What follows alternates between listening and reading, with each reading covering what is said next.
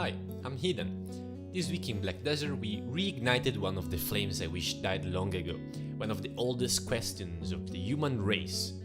Is this game pay to win? In the video we're gonna talk about the controversial patch from our version, Korean patch notes, Cronstone energy, luxury auction and the first footage of BDO mobile. Starting off with the infamous patch. Let's just get straight into the new feature everyone has been talking about. Complete now buttons have been added for house crafting. The button will be shown next to the cancel button in the house crafting window, and the amount of pearls seduced depend on the time remaining. And complete now buttons have been added for the worker promotion. The complete now button will appear at the bottom of the worker list while worker promotion is in progress, blah blah blah, etc etc. Now, when I first heard this, I thought it was just a prank from some bamboozler trying to mess with me. It turns out it's actually the new fantastic feature introduced in our version of the game. Now, before getting outraged, even though at first I didn't like this at all, I decided not to think too much about it the first few days, let it cool off and see how this would affect the game on the long run.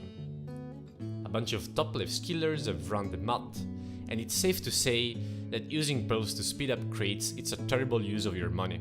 And there are other ways for you to make more silver with pearls, and it's literally just a convenience thing for people with way too much money on their hands.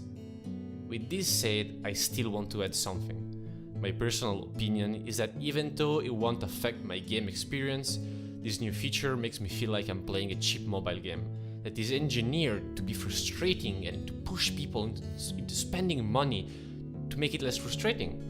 Now I'll stay silent about it.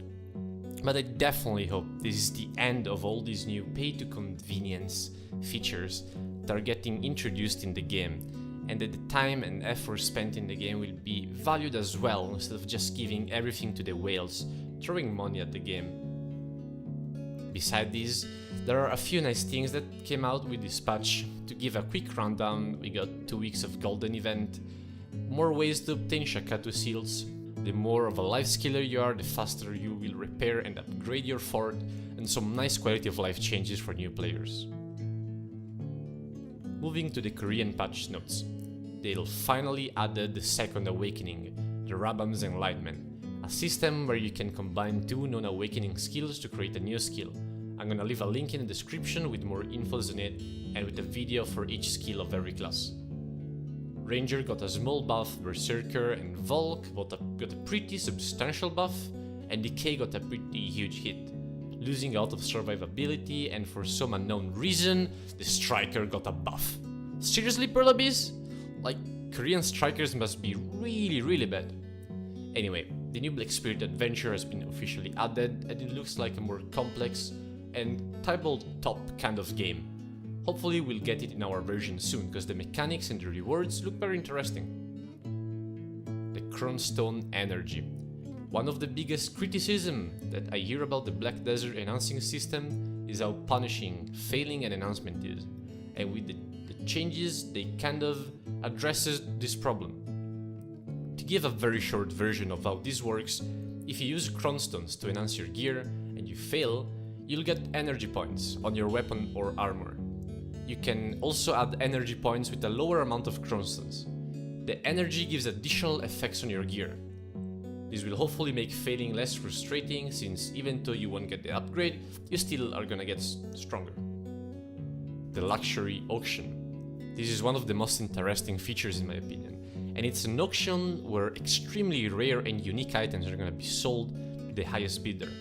The auction lasts 10 days and it will display the same item on each channel, and at the end, the player with the highest bid will win and receive stuff like combat or skill transfer tickets that will allow you to choose 2 characters and swap their experience.